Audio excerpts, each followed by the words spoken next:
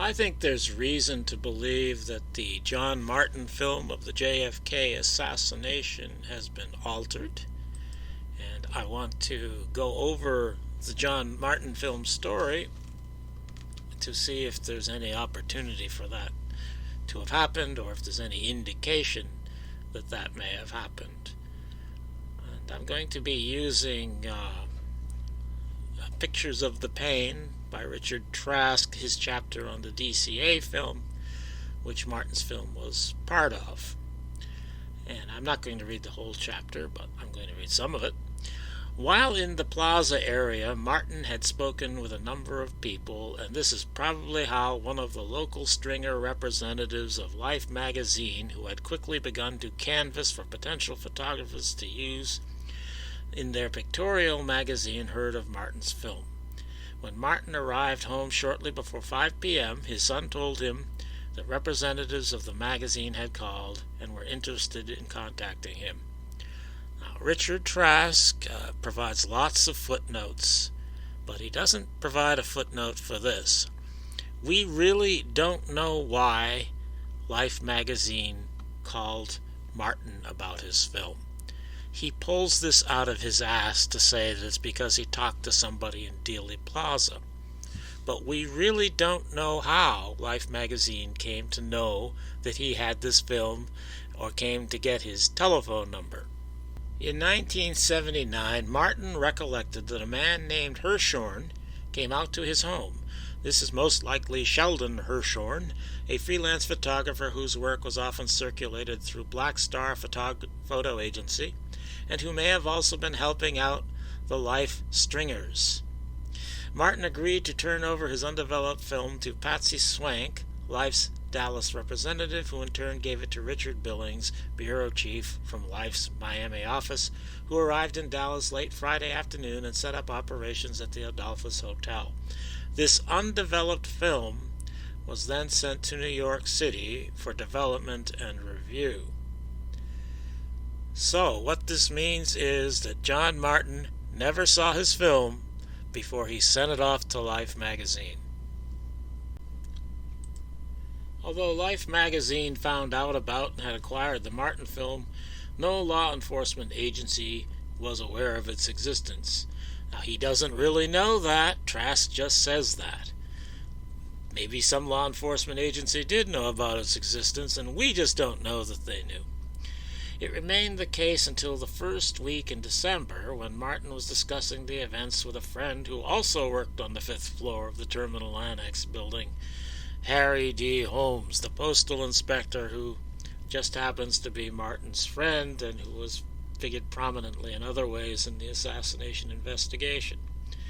Martin related that while discussing the events of that weekend with Holmes, Martin told him about his film, and I told him, "They don't even know I've got this film. I wonder if I should tell them."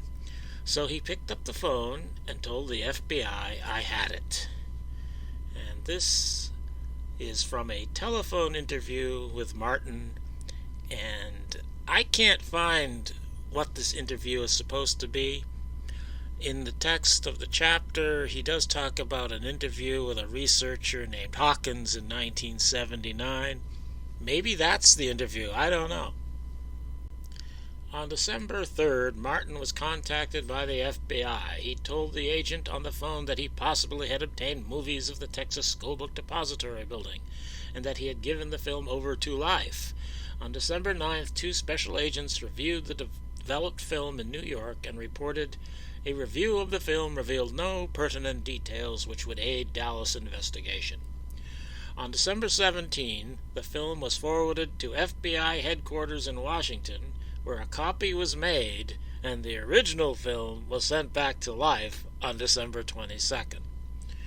So, the FBI has possession of this film for 5 days, and allegedly they sent the original back to Life, but we don't really know that. We don't know what they sent to Life. We only know that what we have now is supposed to be what they sent to Life. So the FBI had possession of this film on December 17th. At that point, the FBI lost interest in the film, Except for a very cursory statement being recorded, noting Martin's being present at the scene of the assassination, the Bureau did no further follow-up. Sometime in February, Martin was contacted by Wyman Parr concerning putting together strips of film taken by amateur photographers of the events, and when the DCA was incorporated on March 18, 1964, Martin became a member. According to Martin, quite a bit of his film was not used in the DCA print. The Dallas Cinema Associates put together all these amateur photographers into a film and sold it to the public. Well, if Martin says, and again there's no footnote for where Martin says this, but if Martin says that quite a bit of his film was not used in the DCA print, that means we've never seen quite a bit of his film, because all we've seen comes from the DCA print, or at least all I've ever seen comes from the DCA print. So Trask is saying that Martin is saying that there's a lot more of his film that's not in the DCA print and that I've never seen. Aware of the creation of the President's Commission on the Assassination and its field workers in Dallas, and not having had any contact with investigators since December, Martin contacted Dallas U.S. Attorney Barefoot Sanders about his having been on the scene and his being positive the shots had come from the Texas Depository Building. Sanders notified Commission representatives, who in turn indicated they would not interview Martin if the FBI desired to interview him. Or another way of saying that would be that if you don't want us to interview him, then maybe you'd better. And the FBI decided that it had better. Dallas ASAC Kyle Clark notified FBI headquarters about his communication from the Commission. It is apparent that the local FBI was not enthusiastic concerning the call, or what they perceived to be Martin's making it sound as if they had not followed through on him. In an internal FBI memo of late March, Assistant Director Al Rosen reported to Assistant to the Director Alan Belmont, Martin alleged he had never been interviewed. Martin was previously contacted on 12/3/63 by an agent of our Dallas office in connection with some movie film Martin took of the assassination scene. Martin stated he had already turned the film over to a representative of Life magazine. At this time, Martin furnished no additional information or gave any indication he had any additional information relating to the assassination. Subsequent inquiry made by us has established Martin's film was of obviously no use to our investigation. Clark stated that Martin, like many others, is apparently now recalling pertinent facts in view of the presence of staff members of the Commission in Dallas. Action. In view of the request, Dallas was instructed to interview Martin for full details regarding his alleged pertinent data and to appraise him of the fact that he had been previously contacted by our office. I view this as some kabuki theater in the documents, making it seem as though the FBI isn't really concerned about Martin, and then Martin is going to tell some things that aren't relevant to this film video I'm doing, which I don't know. I think it's a diversion in the documents. The memo, quite sarcastic in tone, is also self-serving in attempting to discredit the motives of a witness while making it sound like the FBI had done its investigation as thoroughly as possible in December. Available records indicate no real interview was made in December, and the only contact by telephone made by an agent concerning the whereabouts of Martin's film. And I think this is Trask posturing as if he's a truth finder. He wants the truth out of this. And I think, Martin here talks about having seen somebody in a cab who he thinks might be Oswald leaving the scene. And he also talks about seeing a Secret Service agent or somebody on the knoll. And I don't think any of this is relevant. Some people like that kind of thing. But I think we're just posturing here. We're trying to make it look as though Martin is for real, Trask is for real, the FBI are for real. But when you're trying to make it look like they're for real, I think that means they aren't. Except for the edited sequences in the DCA film, Martin's movie has seldom been seen or individual frames published. Kept in a safety deposit box, the film, which Martin is not sure is his original or copy, is seldom looked at by its owner, who has given his sons responsibility for it. So he's got the film in a safety deposit box, but he's not sure whether that's the original in his safety deposit box or whether that's the copy in his safety deposit box. This is fuzziness that's being introduced here, and this is a film apparently that nobody has a copy of. That is a full copy, because the DCA version is admittedly edited. And we don't know, is this the original, is it a copy, and we can't see it anyway. And they're not done with us yet. This is the last sentence from his FBI interview report. The last sentence here. Martin said he had a duplicate copy of the film made, and he had taken 25 feet of film. So, a roll of film is 50 feet. So, he's saying, and for some reason, he told this to the FBI, and the FBI for some reason wrote it down, that he only took 25 feet of film, even though the roll is 50 feet.